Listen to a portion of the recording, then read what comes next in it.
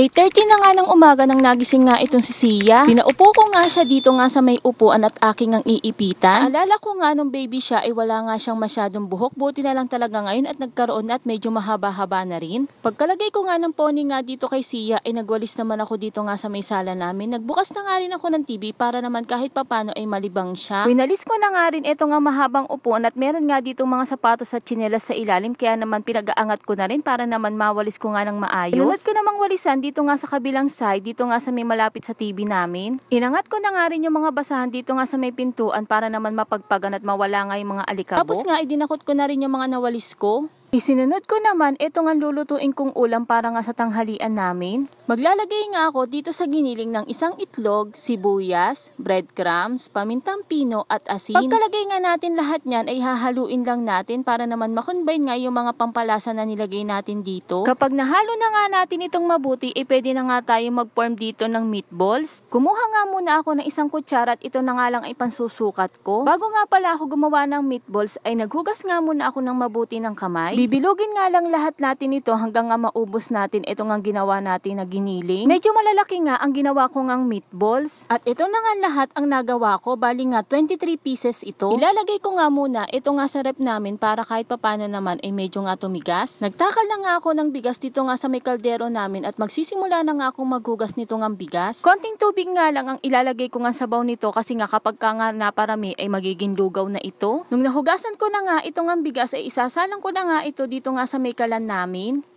Pagkasalang ko nga nung sinaing ay naglagay na rin ako ng kawali dito nga sa kabilang kalan at naglagay na rin ako ng mantika at ipiprito ko na nga dito yung meatballs na ginawa ko. Ilang piraso nga lang ng meatballs ang nilagay ko dito para naman hindi nga ma-overcrowded dito nga sa kawali. Mga ilang minuto pa nga ay binaliktad ko na nga itong piniprito ko. Kung mapapansin nyo nga ay medyo nga malayo ako sa kawali kasi naman ay nagtatalsikan nga yung mantika. Sa totoo lang mga mare ay talaga namang natatakot na nga kung matalsikan yung mantika na yan. Bukod nga sa masakit ay meron nga maiiwan na itim nga sa balat mo.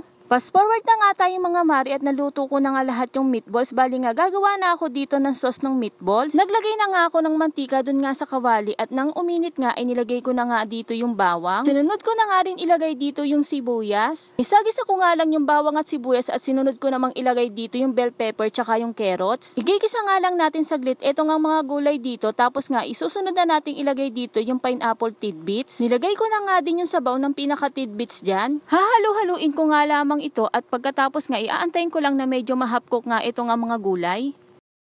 Medyo hapkok na nga yung mga gulay, naglagay na nga ako dito ng banana ketchup. Pero depende din nga sa inyo kung ano bang gusto nyong ilagay, ketchup o tomato sauce. Pagkalagay ko nga ng ketchup ay hinalo-halo ko lamang ito at sinunod ko na nga din maglagay dito ng suka, asukal at isang basong tubig. Aantayin ko nga lang na kumulo ito. Kumulo na nga, ito nga niluluto ko ay naglagay na nga rin ako dito ng pamintang pino. Naglagay na nga din pala ako dyan ng konting patis lang. Pagkatapos nga ay titikman ko na nga ito kung tama na nga para nga sa panlasa ko. Nung okay na nga para nga sa panlasa ko ay naglagay na nga rin ako dito ng slurry para nga pampalapot dito nga sa niluluto ko. Tutunaw nga lang tayo ng konting cornstarch dun nga sa tubig. Tuko nga lang ng konti ito at nilagay ko na nga dito yung pinirito ko nga na meatballs kanina. Fast forward na nga tayo mga mari at ito na nga't luto na nga ang aking sweet and sour na meatballs. Pagkatapos ko nga magluto ng ulam ay pinaliguan ko naman ito nga si Sia. Mamadali na nga ako niyan kasi nga ay anong oras na rin at maliligo pa nga ako. Sa totoo lang mga mari kapag ka nga may pasok sa school ay napakabilis nga ng oras sa umaga. Ito nga ang kalimitan na ginagawa ko nga sa bahay kapag ka nga may pasok ang mga estudyante ko. Sa paglalaba naman ay minsan nga ay nakakapag-washing pa ako pero kalimitan talaga ay Biyernes pa lang ay naglalaba na ako. Ay handa ko na nga yung mga lunch bag na dadalhin nga sa school at ito nga folder na isang anak ko ay pinapadala pa niya. O siya, hanggang dito na lang muna. See you on my next vlog. Salamat!